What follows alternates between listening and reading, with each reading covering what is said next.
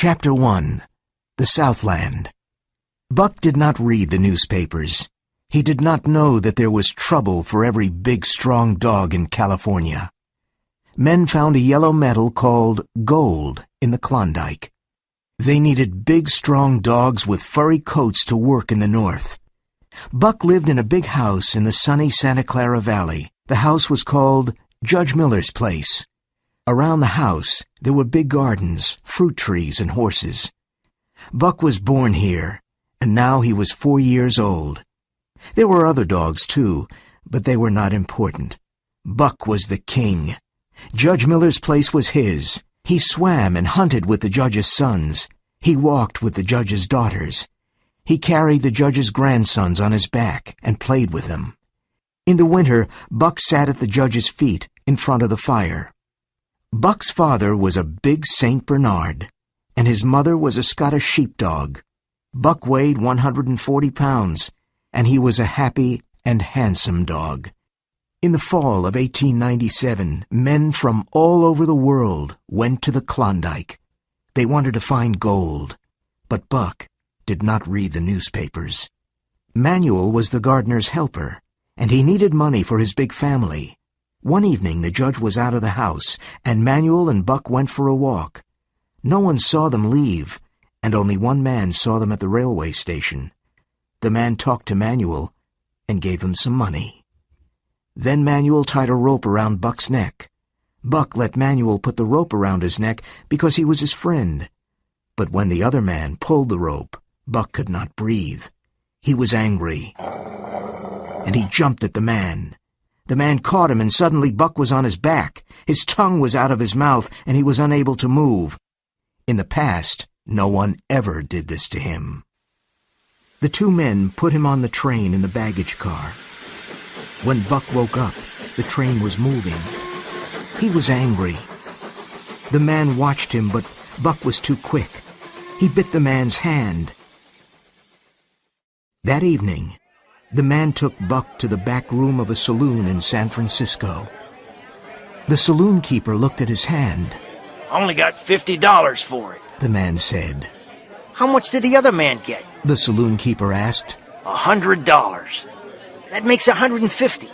That's a good price for a dog like him. Come on, help me put him into the crate. Buck tried to attack the two men, but they pulled the rope again and again. Buck suffered terribly. His neck, throat, and tongue hurt a lot. The men took off the rope and threw him into a crate. Buck spent the night in the back room of the saloon. He was very angry. He could not understand why he was there. What did these strange men want? Why was he a prisoner in a crate? Where was the judge? The next morning, 4 men took the crate to the railway station. They put it on a train that was going to the north. For 2 days and 2 nights, Buck did not eat or drink. He was confused and angry. Men on the train laughed at him. He threw himself against the crate. He growled and barked at the men. Buck was very thirsty, but he had no water. His tongue and throat were very dry. His eyes were red, and his anger grew. He was glad for one thing. The rope was off his neck. He did not want another rope around his neck. Chapter 2. The Northland. In Seattle, 4 men carried the crate to a garden with a high wall. A fat man with a red sweater looked at him. Buck threw himself against the crate. He growled and barked. The man brought a hatchet and a club. Are you going to take him out now? Asked one of the men. Sure, the man said. He hit the crate with a hatchet to open it. The 4 men ran away. They went to sit on the high wall to watch the show. Buck threw himself against the wood of the crate. He bit it and growled. He wanted to get out. The man with the hatchet opened the crate. Then he put down the hatchet and took the club. Buck was really a red-eyed devil. His hair stood up and his eyes were red with anger. He jumped straight at the man, and his mouth was ready to bite. At that moment, the man hit him with the club. He fell to the ground on his back. This was the first time he was hit with a club. He did not understand. He jumped at the man again, and again the man hit him with the club. He fell to the ground again. This time Buck knew that it was the club, but his anger was so great that he did not stop. He jumped at the man a dozen times, and a dozen times the club hit him. There was blood on his nose, mouth, and ears. Then the man hit him very hard on the nose. The pain was terrible. It was agony. Buck jumped at the man again, and the man threw him to the ground. Buck did not move for some time. "He knows how to teach a dog a lesson," said one of the four men. Then they returned to the train station. Buck slowly opened his eyes. He could not move. He watched the man in the red sweater. The fat man was reading the saloon keeper's letter and said, "Your name is Buck. Well, Buck," he said in a friendly voice, "now you know your place. Be a good dog and we'll be friends. Be a bad dog and I must use my club again. Understand?" As he spoke, he touched Buck's head. Buck was angry inside, but he did not move. When the man brought him water and meat, Buck drank and ate. He learned that a man with a club was stronger than him. He never forgot it. Life was now fiercer. Each day, other dogs came. The man in the red sweater hit many dogs. Buck understood that a dog must obey a man with a club. He was a master. One dog did not obey, and he was killed. Men often came to talk to the man in the red sweater. When they paid money, the men took one or more of the dogs. Those dogs never came back. Where did they go? Buck thought. He was afraid of the future. One day, a short man came to look at Buck. The man spoke bad English.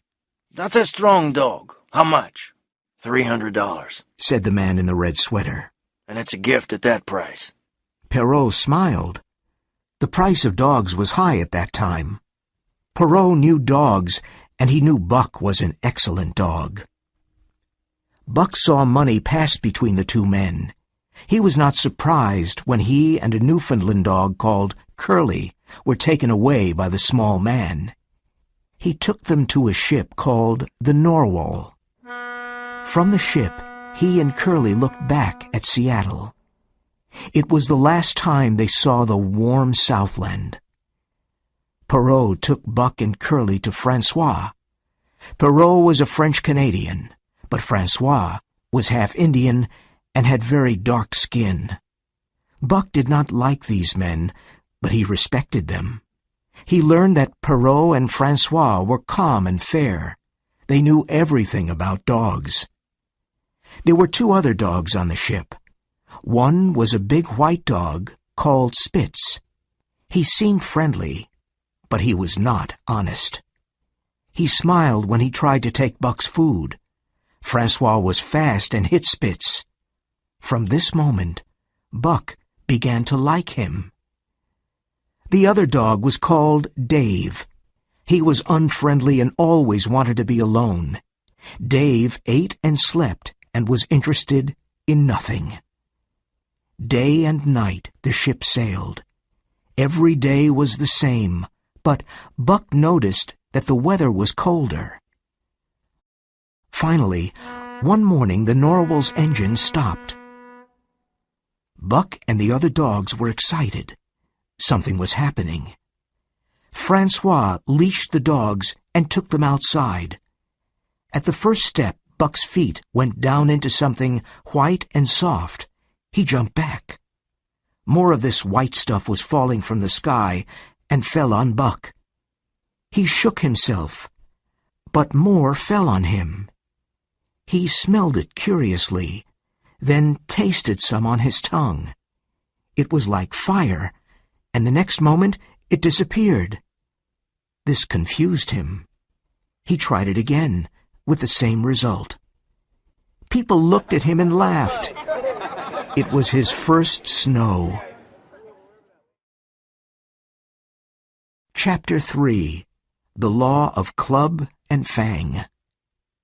Buck's first day at Dyea Beach was terrible.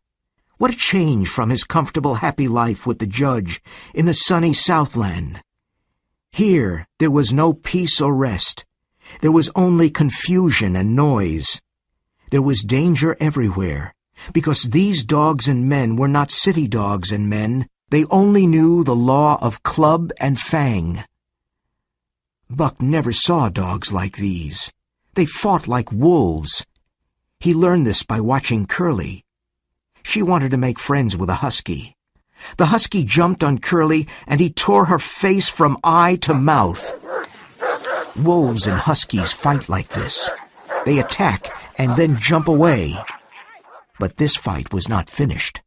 30 or 40 huskies came and made a circle around the fight. Curly attacked her enemy, but the husky bit her again. She fell to the ground and never stood up again. The other huskies moved in, and suddenly she was under them. Buck saw Spitz run away with his red tongue out of his mouth. He was laughing. Curly was dead in the snow. Her body was almost in pieces. Buck often saw this scene in his dreams. He understood that when a dog was injured, that was the end. Spitz laughed again, and from that moment, Buck hated him. Soon Buck had another surprise. Francois put a harness on him. Buck remembered the harnesses on horses at home. So now he must work like a horse. He must pull the sled to the forest to get firewood. He was offended, but he decided to work and do his best. He worked with Spitz and Dave and learned a lot from them. He learned to stop when Francois said, Ho! and to go when he said, Mush! Those three are very good dogs. Francois told Perrault. Buck pulls well and learns quickly. That afternoon, Perrault bought 2 huskies called Billy and Joe. They were brothers. Billy was very friendly, but Joe was the opposite. In the evening, Perrault bought another dog called Solex. He was an old husky with only one eye. He made no friends and wanted to be alone. That night, Buck had another problem. Where could he sleep? Francois and Perrault were in their tent. When Buck tried to enter, they shouted angrily at him. It was terribly cold and windy outside. He tried to sleep in the snow, but it was too cold. Buck walked sadly around the tent. He looked for the other dogs, but he could not find them. Where were they? Buck was very cold and unhappy. He did not know what to do. Suddenly, he fell into a hole. He felt something move, and then heard a friendly bark. Under the snow, in the warm hole, he saw Billy. Billy licked Buck's face with his warm, wet tongue. Another lesson. So that was how the dog slept. Buck chose a place and made a hole. In a minute, he was warm and asleep. He slept well, but had bad dreams. The noises of the camp woke him up the next morning. What did I say? Francois shouted to Perrault. That Buck learns quickly. Perrault smiled. He was a courier for the Canadian government. He transported important documents, and he needed the best dogs. He bought 3 dogs that morning. Now there were 9 dogs in a harness, and they were going up the Dyea Canyon. The work was hard, but Buck liked it. He was surprised that Dave and Solex were not bored now. Pulling in a harness was their job, and they were happy. All the dogs were alert and active. Billy was the sled dog. He was nearest to the sled. Dave was in front of him. Then there was Buck. In front of them were the other dogs. Spitz was the leader in front. Dave and Sol-leks were Buck's teachers. When Buck pulled the wrong way, Dave always bit his leg lightly. Buck learned quickly. It was a hard journey up the canyon, through sheep camp, and into the mountains. That night, they camped at Lake Bennett. Thousands of gold miners were there. Buck made his hole in the snow and slept well. Very early the next morning, Buck and his team started pulling the sled again. That day, they traveled 40 miles on a good trail. But the next day, there was no trail. The dogs worked harder, and they traveled slowly. Perrault usually went in front of the dogs. With his snowshoes, he made the snow flat. Francois guided the sled from behind. Perrault was in a hurry. He knew all about ice, and this was very important. In the fall, the ice was very thin. Day after day, Buck worked hard and pulled the sled. The dogs started before it was light and stopped in the evening after dark. They ate a piece of fish and went to sleep.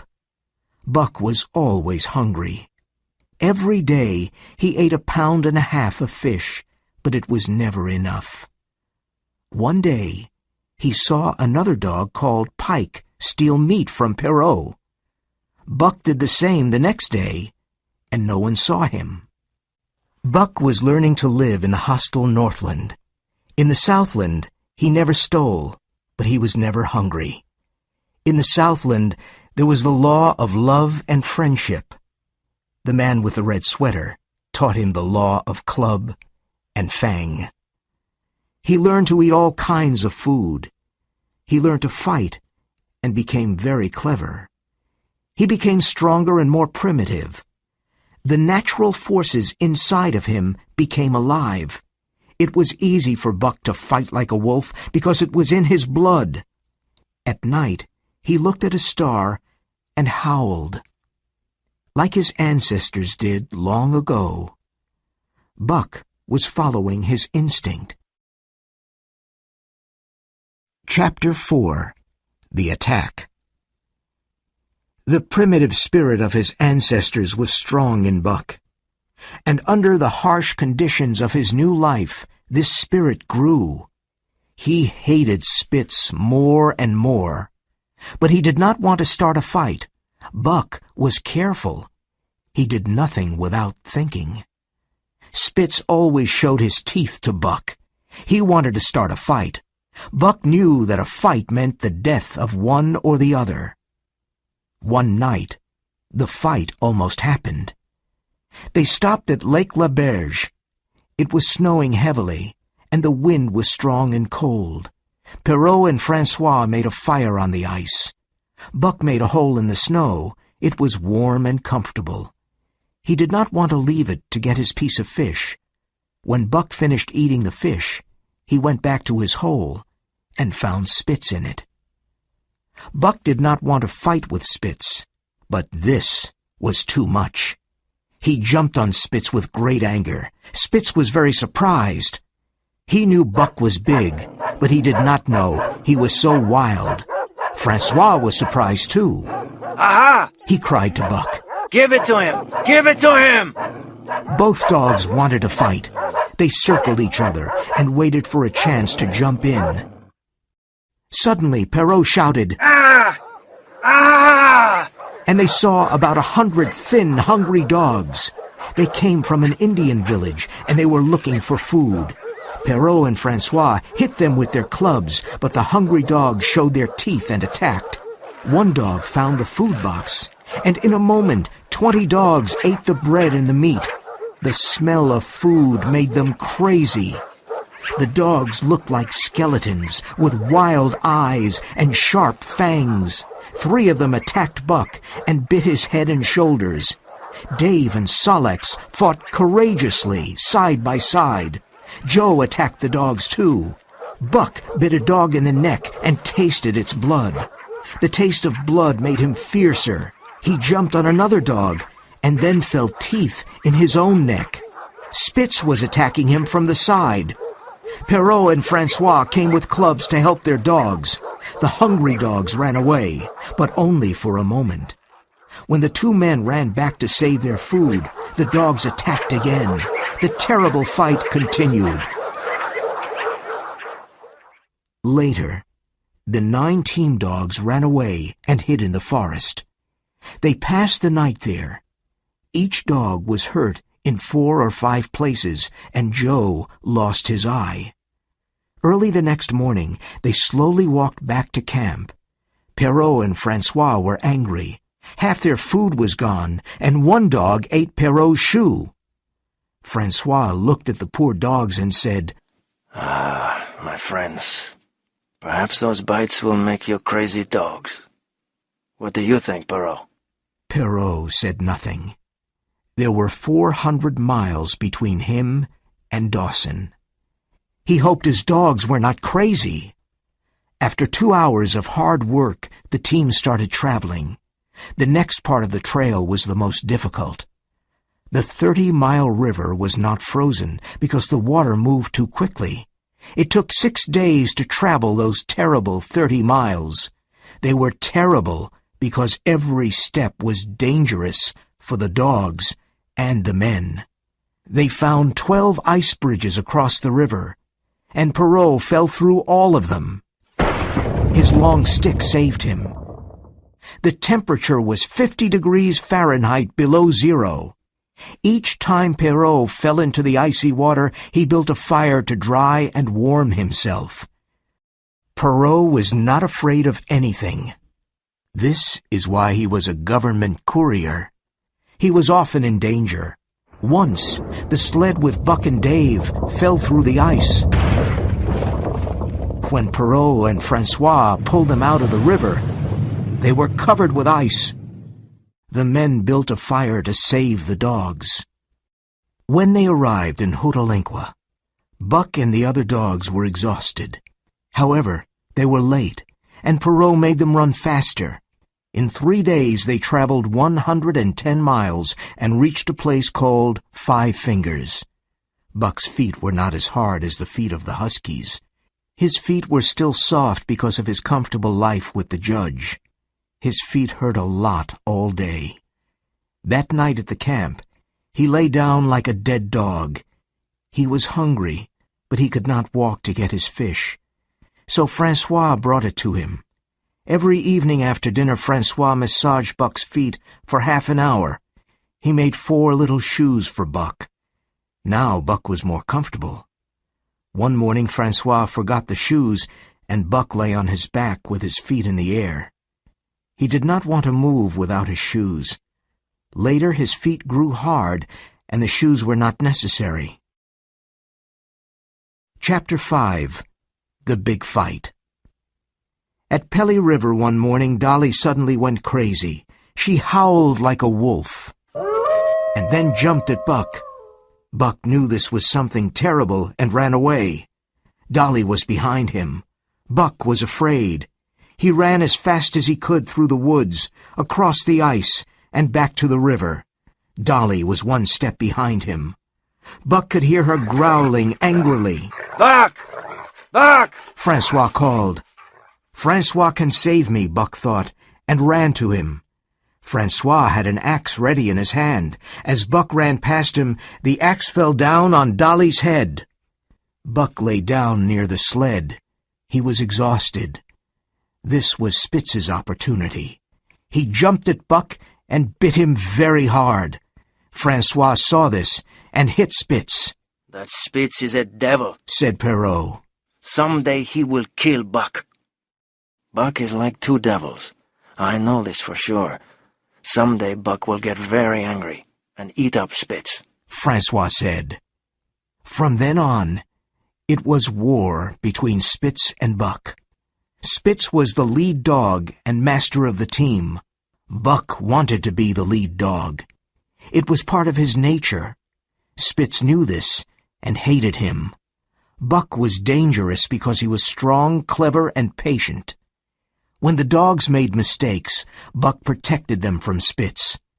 One morning, Pike did not want to get up, and Spitz looked for him everywhere. When he found Pike, he jumped at him, but Buck suddenly attacked Spitz. Francois whipped Buck with all his strength. This did not stop Buck. Francois whipped him again and again. The other dogs saw this, and it became difficult for Spitz to lead them. Day after day, Buck protected the other dogs from Spitz. Buck did it secretly when Francois was not looking. Things began to change on the team. The dogs did not respect or obey Spitz. The team became worse. There was always more trouble, and Buck was responsible for it. Francois was worried about Buck and Spitz. Those dogs will have a big fight one day, he thought. But the days passed without a big fight. They arrived in Dawson City on a cold, gray afternoon. There were many men and dogs in Dawson. The dogs did all kinds of work. Buck met some Southland dogs, but most of the dogs were Huskies. At night, there was the Aurora Borealis, and the stars danced in the sky. Every night at 9 o'clock, at 12, and at 3, all the dogs howled together. Buck liked to howl with them. It was a strange song of the night from thousands of years ago. It was the song of Buck's ancestors. It was about the difficulties of life. They left Dawson after 7 days.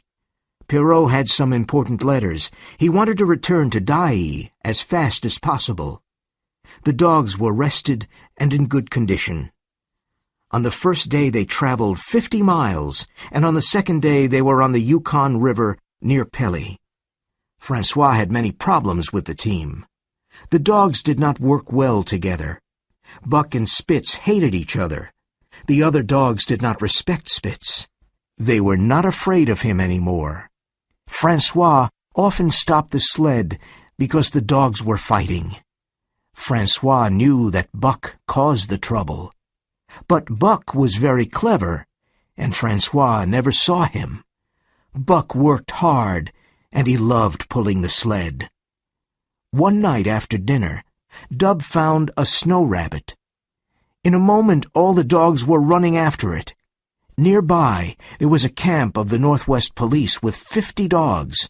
The 50 dogs started running after the rabbit, too. The rabbit ran quickly on the soft snow, but it was more difficult for the dogs. Buck led the pack of 60 dogs, and he was very happy. He was hunting his food, and he felt alive. His splendid body moved forward in the white moonlight. In the end, Spitz caught the rabbit.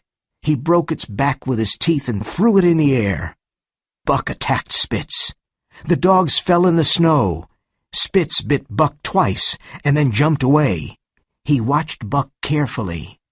Buck knew this was the big fight. Either he or Spitz must die. Their ears went back and they growled angrily. They watched each other carefully and they circled slowly. The night was silent, and everything was white in the moonlight. The other dogs ate the rabbit and then turned to watch the fight. Spitz was a great fighter, and he was intelligent. Buck tried to bite his throat, but Spitz always defended himself.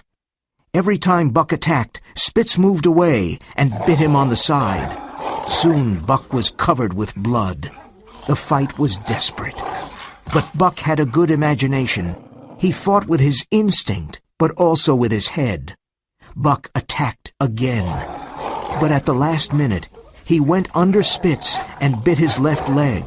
The bone broke, and Spitz stood on 3 legs. Buck attacked 3 more times and then broke his right leg. There was no hope for Spitz now. The silent circle of dogs moved closer to Spitz. They waited for the end. Then Buck attacked again. Spitz fell down on the snow. He disappeared under the circle of the other dogs. Buck stood and watched. He was the champion. Chapter 6. The New Lead Dog. The next morning, Francois could not find Spitz, and he saw Buck covered with blood. "What did I say? Buck is a great fighter," said Francois. Perrault looked at the wounds on Buck's body and said, "That Spitz fought like a devil, and Buck fought like two devils." Francois said, "Now we can travel faster. No more Spitz, no more trouble." Francois started to harness the dogs. Buck walked to Spitz's old position, but Francois put Solex in the lead position. Buck jumped angrily at Solex. "Ah!" Francois cried. "Look at that Buck. He killed Spitz, and now he wants his place. Go away, Buck." But Buck did not move. Solex was not happy. He was afraid of Buck. When Francois turned his back, Buck pushed Solex away. Francois was angry. "Now I'll show you." He went to get a heavy club. Buck remembered the man in the red sweater and moved away. "Come here, Buck," said Francois. Buck did not obey. He wanted to be the lead dog because he won the fight with Spitz. The two men tried to put on the harness, but he always moved away. "Come here, Buck," Perrault said, but Buck did not move. It was late. Francois put Solex in his old place. Perrault looked at his watch, and he was angry. "Put down the club, Francois." Francois put down the club, and Buck came to the front of the team. Francois put on the harness, and the sled started moving. Buck was an excellent lead dog. He moved and thought quickly. The other dogs worked harder with Buck.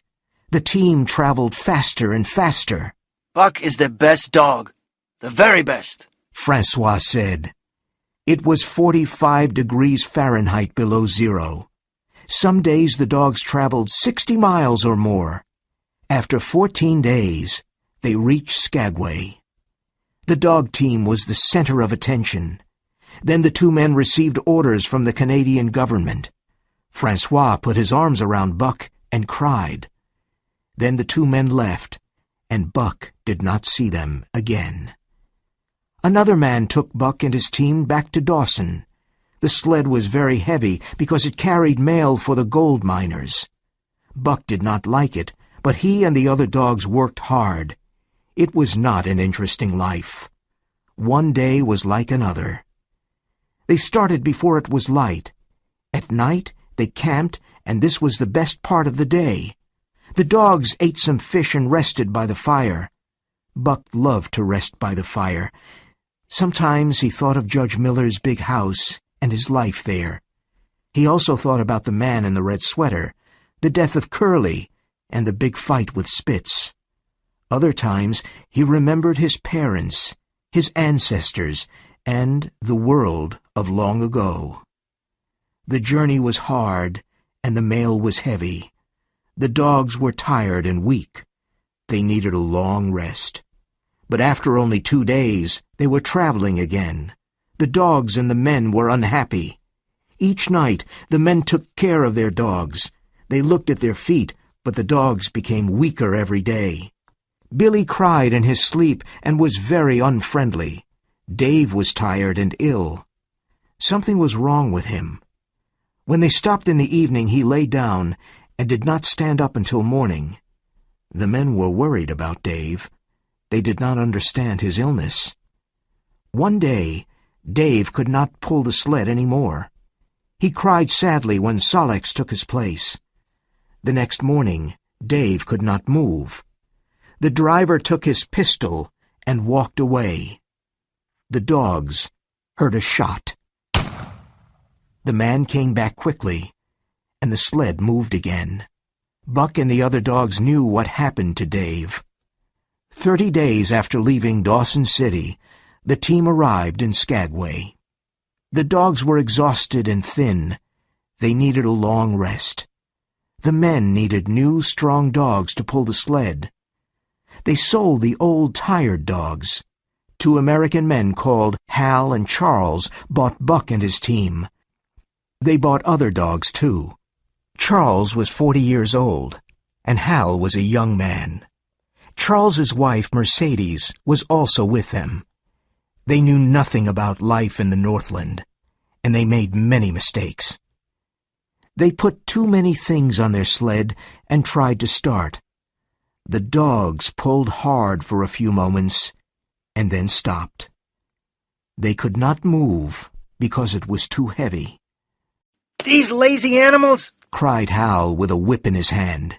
They're very weak, Said a man. They need a rest. Nonsense! They're very lazy. Said Hal. Mush! He cried. Mush!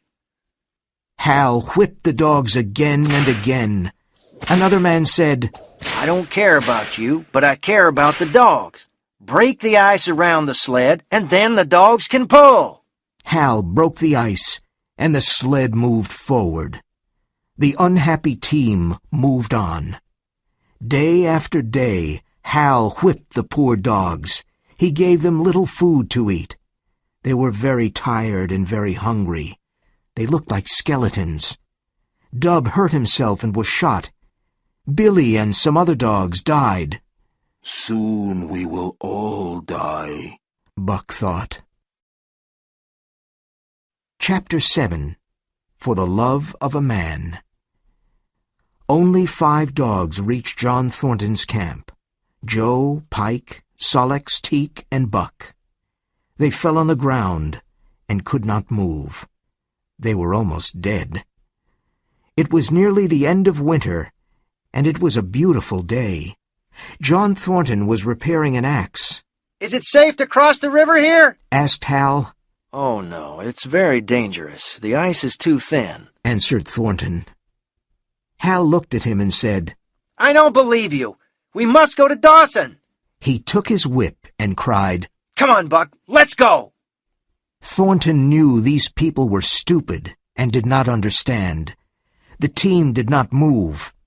After a while, Sol-leks slowly stood up. Joe was crying, but he stood up. Pike tried twice and fell down. The third time he stood up. Buck did not try. Hal whipped him, but Buck did not move. Thornton wanted to speak, but he did not. Hal was furious and took the club. He hit Buck again and again.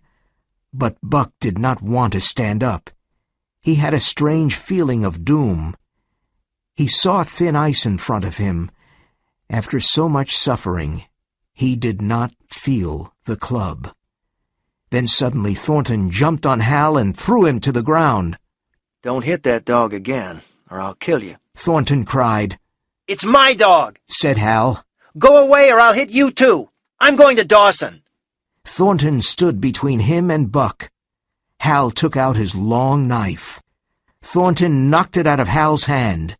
Then Thornton picked it up and cut Buck's harness. Hal did not want to fight. Buck was almost dead. A few minutes later, Hal and the sled went along the river. Buck raised his head and saw Pike, Sol-leks, Joe, and Teek pulling the sled. Thornton examined Buck's body. He was looking for broken bones. Buck was terribly thin and weak. You have many wounds, but no broken bones, said Thornton. Both dog and man watched the sled. It was crossing the ice in the middle of the river. Suddenly the back of the sled went down, and the front went up. There was a lot of screaming. Then a big piece of ice broke, and the dogs and the people disappeared. John Thornton and Buck looked at each other. You poor dog, said Thornton, and Buck licked his hand. John Thornton was ill all winter. His friends left him at White River while they went to Dawson. Thornton had a lot of food, and he was comfortable. Now it was spring, and he was better. During the warm spring days, he and Buck sat by the river. Buck watched the water and listened to the birds. He needed the long rest. Slowly he became stronger and fatter. John Thornton had 2 other dogs. Skeet was a small dog, and she made friends with Buck. When Buck was ill, she took care of him. She washed his cuts with her tongue. Nig was a big, friendly dog. His eyes laughed. When Buck became stronger, the three dogs played together. Thornton sometimes played with them. The days passed happily. For the first time, Buck learned to love. He and Judge Miller were very good friends, but Buck did not love him. John Thornton saved Buck's life, and he was the perfect master. He loved his dogs and took good care of them. The dogs were like his children. He always talked to Buck. He took Buck's head between his hands and shook it lovingly. He adored Thornton. When Thornton touched him or spoke to him, he was wild with happiness. He sat near Thornton and looked at his face for hours. At first, Buck followed Thornton everywhere. He did not want Thornton to leave like Francois and Perrault. Buck was very happy with Thornton, but he was a dog of the Northland. He dreamed of other animals and heard them calling him. It was the call of the wild. Sometimes Buck wanted to answer the call. He often went into the forest, but he always returned to Thornton. Buck was not interested in other men. When Thornton's friends Hans and Pete returned, Buck did not notice them. He knew they were Thornton's good friends, and so he accepted them. Hans and Pete saw that Buck loved only Thornton and no one else. He was always happy to obey Thornton. One day, they were in Circle City. Black Burton was a bad and cruel man. He was in a saloon and he was fighting with another man. Thornton tried to stop them. Buck sat in a corner and watched. Burton hit Thornton and he almost fell.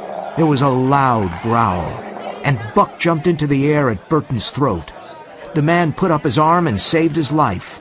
Then he fell to the ground with Buck on top of him. Buck bit into his throat. Some people pulled Buck off the man. A doctor arrived and examined Burton's throat. The dog attacked only because Thornton was in danger, someone said.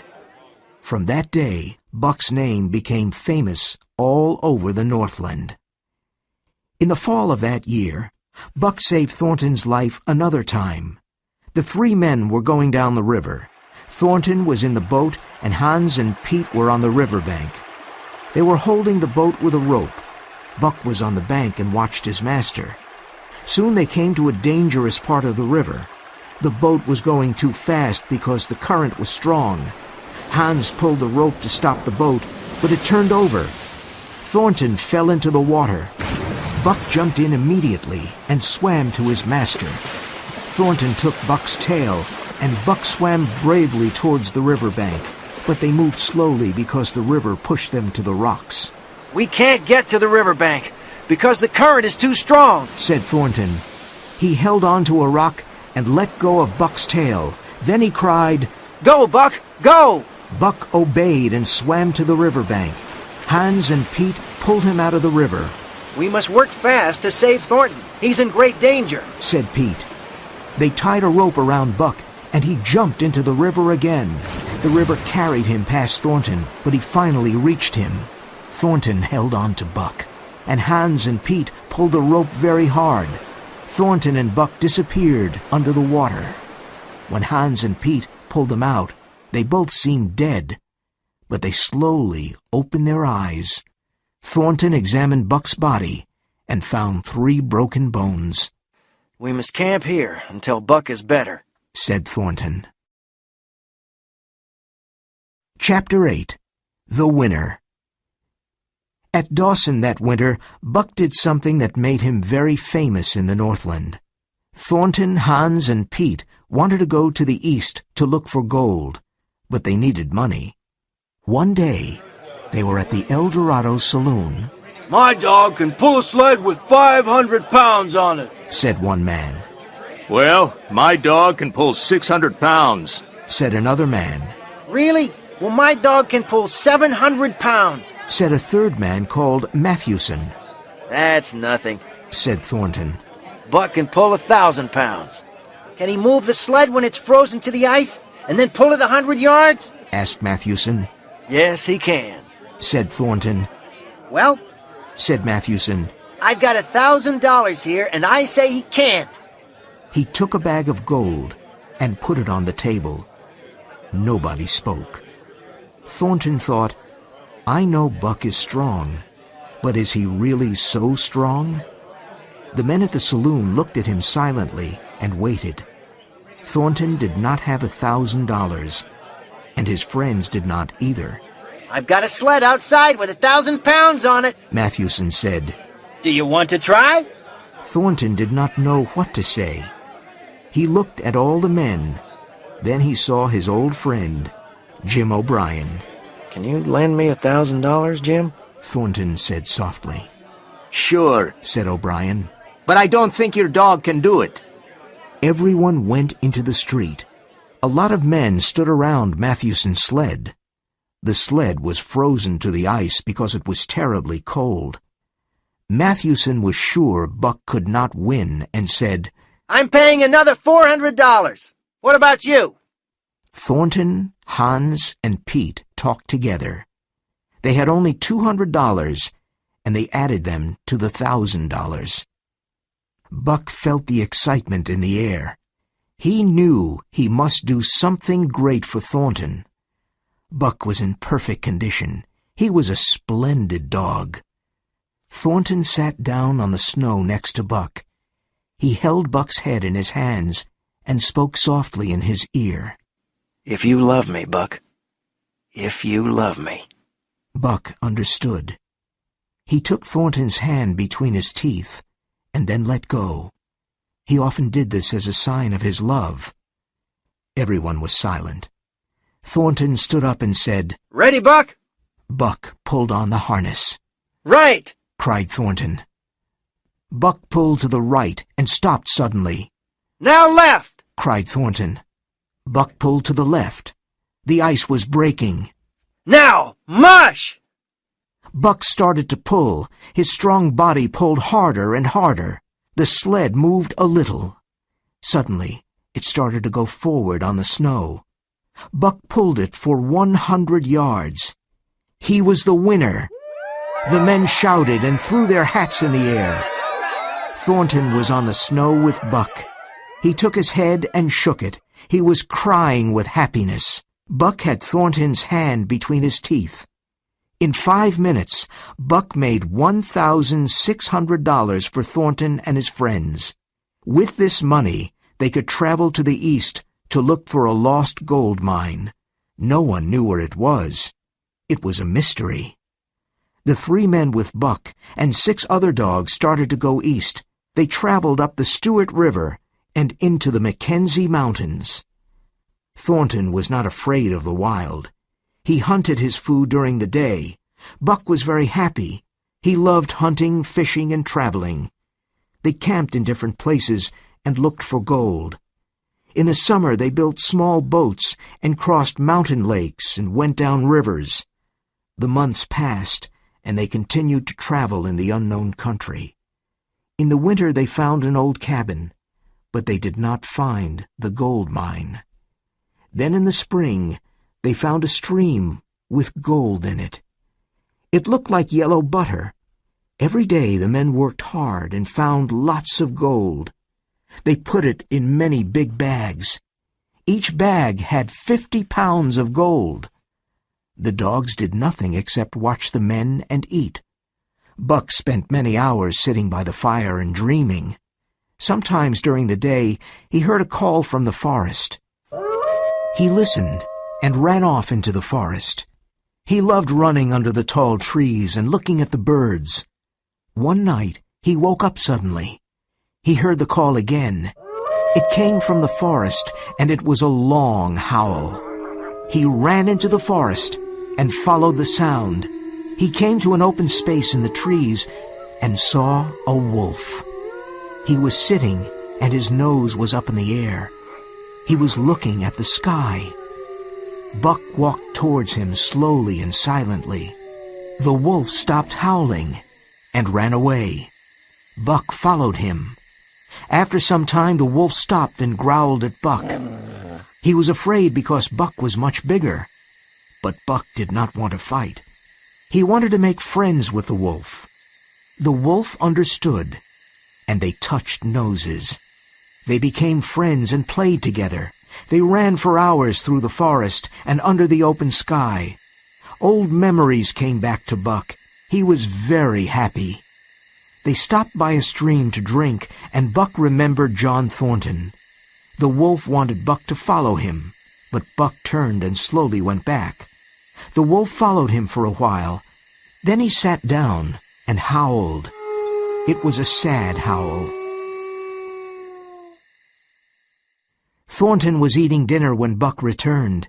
He jumped all over Thornton and licked his face. For 2 days and nights, Buck never left camp. He followed Thornton everywhere, but soon Buck heard the call again. He thought about his wild brother in the forest. Buck began to sleep out at night. He stayed away from camp for 3 or 4 days. Once he stayed away for a week. He looked for his wild brother, but could not find him. He fished in the streams and killed animals for food. Every part of his body was alive and healthy. He was stronger and faster than other dogs. There was so much energy in Buck. One day Buck was going to the forest, and Thornton said, "What a fantastic dog." Hans and Pete agreed. Chapter 9. The Call of the Wild. In the fall, many moose came to the valley because it was warmer. Buck wanted to hunt a big moose. The biggest moose was 6 feet tall and had enormous antlers. He was much bigger and stronger than Buck. When he saw Buck, he growled angrily. Buck followed the moose for many hours. He was clever and thought, I must separate him from his group. It was not easy. But by evening, the moose was away from his group. Buck started to attack him. Wild animals are patient. They do not hurry. They wait for the right moment, and then they attack. Buck knew how to wait. For 4 days, Buck attacked and jumped away. Then he danced in front of the big moose. He never left him alone. The moose could not eat, drink, sleep, or rest. He became very tired and very weak and stopped for long periods. So Buck ate, drank, and rested. At the end of the 4th day, Buck killed the big moose. For a day and a night, he stayed by the dead moose and ate and slept. When he was rested and strong, he decided to return to John Thornton. When Buck was 5 miles from camp, he smelled something strange, something terrible. He started running fast. The forest was silent. There were no birds and no small animals. Near some trees, he found the dead body of Nig. He had an arrow in his body. He found another sled dog with an arrow in his neck. Near the camp, Buck heard voices singing. Then he found Hans' body with arrows in his back. A wild, terrible anger grew in Buck. He could not control his anger. He saw the Yeehat Indians dancing at Thornton's camp, and he suddenly attacked them. He wanted to destroy them. Buck was faster than the wind. He jumped at the Indians with all his strength and anger. He cut the throat of 2 Indians with his sharp teeth. Nothing could stop him, and he killed many Yeehats. He was like a devil. The Indians escaped into the forest, but Buck followed them. When Buck returned to the camp, he found Pete's body. He followed Thornton's smell to a pool. Buck knew Thornton's body was in the pool. He stayed by the pool all day. He knew John Thornton was dead. Now, he was very sad and alone. When he looked at the dead Yeehats, he was proud of himself. That night there was a full moon. Buck heard the sounds of the forest. They became louder. It was the call of the wild, and he was ready to obey. John Thornton was dead. He was completely free. A wolf pack entered Buck's valley. He watched them silently. They were afraid because Buck was so big. Then one wolf jumped at Buck, and he attacked and broke the wolf's neck. 3 other wolves jumped at him, but he attacked them. Finally, all the wolf pack attacked Buck. He jumped at them with his great strength and intelligence. They could not stop him. After half an hour, the pack went away. They were very tired. One wolf was friendly and went close to Buck. Buck remembered him. It was his wild brother. They touched noses. Other wolves came to make friends. An old wolf sat down, looked at the moon, and howled. The others sat down and howled too. Buck did the same. Soon the wolves were all around Buck and smelled him. Then they ran into the forest, and Buck ran with them. His wild brother ran by his side. Perhaps this is the end of Buck's story. But after a few years, the Yehat Indians saw that some wolves had brown in their gray coats. They also saw a ghost dog at the front of the wolf pack. When the Yehats follow the moose, they do not enter a certain valley. In the summer, there is a visitor in that valley, a big, golden brown wolf. He is bigger than any other wolf. He goes to a yellow stream, stops there, and then howls. But he is not always alone. He is the leader of the wolf pack. He runs in the moonlight and sings the song of the pack.